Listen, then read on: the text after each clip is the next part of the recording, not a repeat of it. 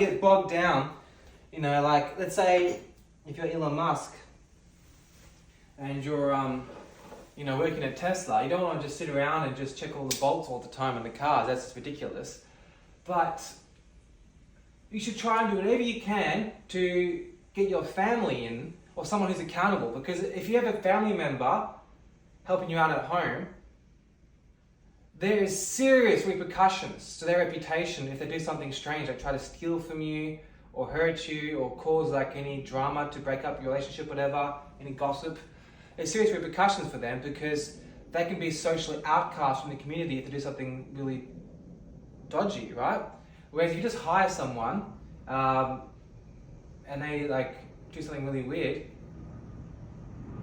it's not much of a chance that their reputation can be ruined, because you live in a big city, there's no reputation. People can get away with murder and then move on to the next town and it's fine.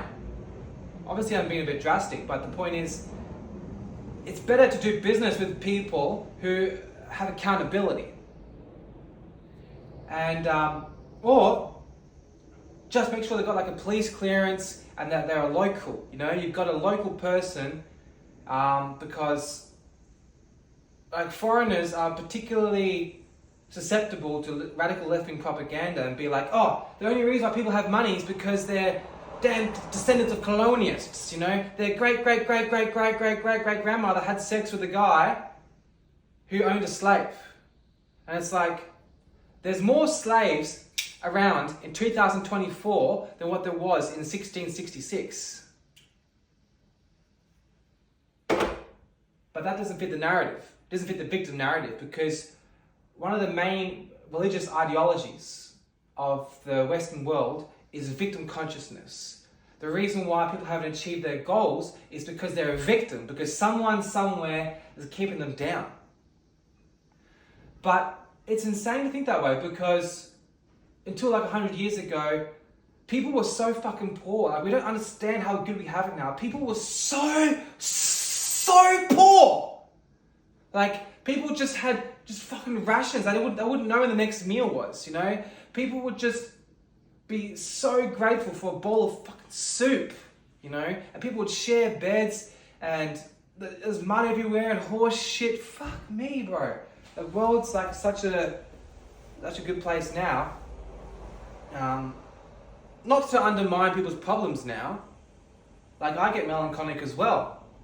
But usually the number one cause of my melancholy is it's my personal responsibility. I haven't got a strong community. I've moved town.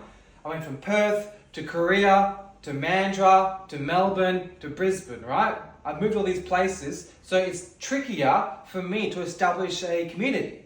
And it's very important for a man and a woman to have a crew, comrades, partners in crime. You gotta have some bros to hustle with.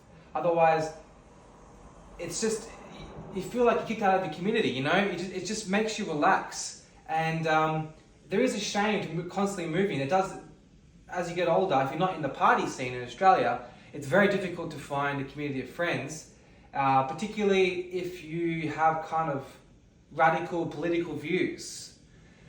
I mean, not in America. In America, 50% of the population view things like me, but in Australia, it seems like everyone's left-wing. Like, or they just don't give a shit at all, because they're like, yeah, fuck, he's gonna get pissed in the pub, cunt, go find some fucking sluts. Yeah, can't fucking gamble. Yeah, do a fucking burn, you sick cunt.